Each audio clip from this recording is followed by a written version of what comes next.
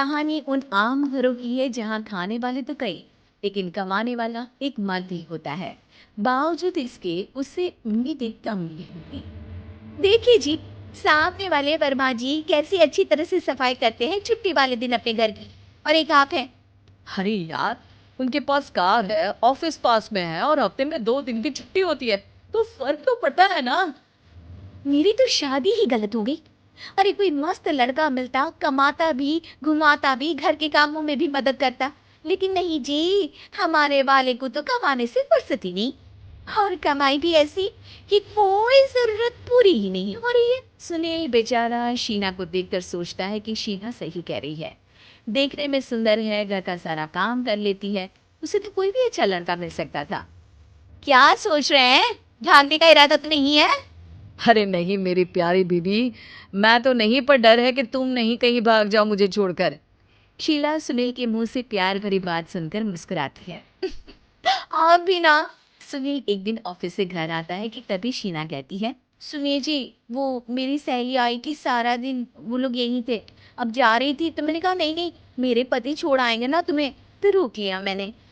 सुनील थोड़ी देर कुछ सोचता है, फिर कहता है, अब ठीक है, मैं कपड़े चेंज करके आता हूँ। अरे तेरे पति को तो लग रहा है कि अच्छा नहीं लगा। अरे नहीं नहीं, ऐसी कोई बात नहीं है, रुको मैं अभी उन्हें घर के कपड़े देकर आती हूँ। शीना अंदर जाती है जहाँ सुनील पलंग पर लेटा होता है।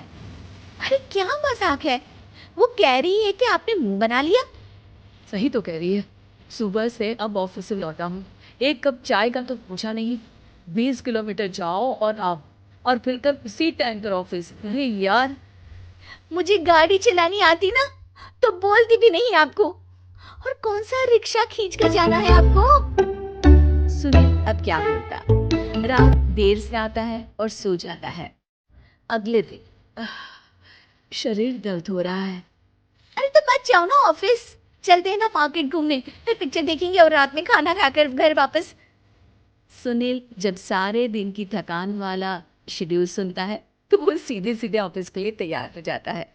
अब आए दिन शीना की डिमांड बढ़ती ही चली जाती है और सुनील उसको पूरा भी करता। लेकिन एक दिन, ए जी मेरा भाई आ रहा है, उसे 2 लाख रुपए की जरूरत है। हाँ तो मैं क्या करूँ शीना, मेरे पास इतना रुपये नहीं है। हाँ हाँ पता है नहीं है, लेकिन किसी से लेकर तो दे सकते हो ना। अरे मैं किससे मांगू, मेरे तो जानने में भी कोई नहीं है जिसके पास इतनी बड़ी रकम हो। तभी वहां शीना का भाई शीनू आ जाता है। जीजा जी कैसे हैं आप? मैं ठीक हूँ शीनू, अचानक इतनी बड़ी रकम की जरूरत कैसे पड़ गई। अरे जीजा जी वो बिजनेस शुरू किया ना, तो उसके लिए पैसे की जरूरत है। काफी हो चुका है, थोड़ा पैसा बचता है तो मैंने सोचा आपसे ले लूं। अब देखो, मेरे ऑफिस में कुछ लोग हैं जिनकी सेविंग अच्छी है, मैं उन लोगों से बात करके देखता हूँ।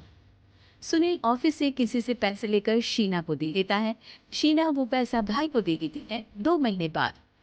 अरे यार शीना, वो ऑफिस वाला आदमी अपने पैसे मांग रहा है, कैसे दूँ, अपने भाई से बोलो ना पैसे दे दे। अरे हाँ हाँ दे देगा, कहाँ भागा जा रहा है, आप उनको बोल दो कि दे देंगे। थोड़े दिन बाद, शीना, वो आदमी मुझसे आज भी पैसे मांग रहा था यार, मैं तंग आ गया हूँ।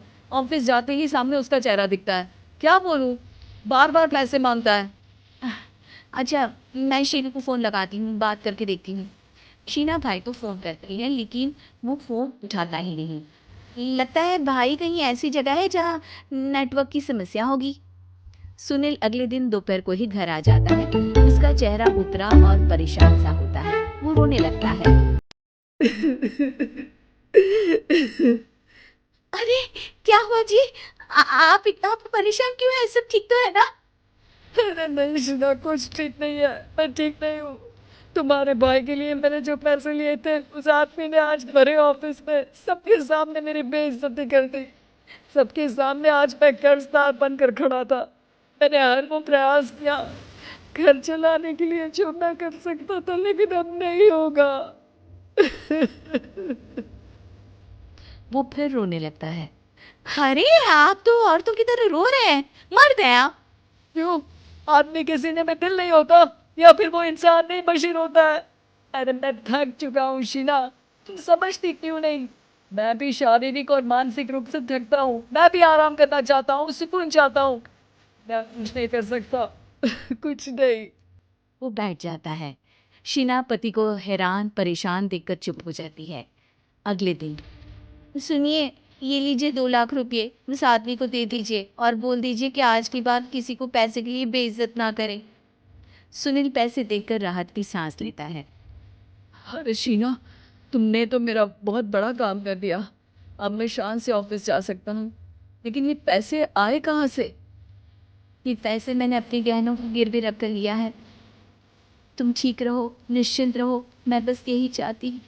मुझे माफ करना, पर अब मैं समझ चुकी हूँ कि मर्द को भी दर्द होता है।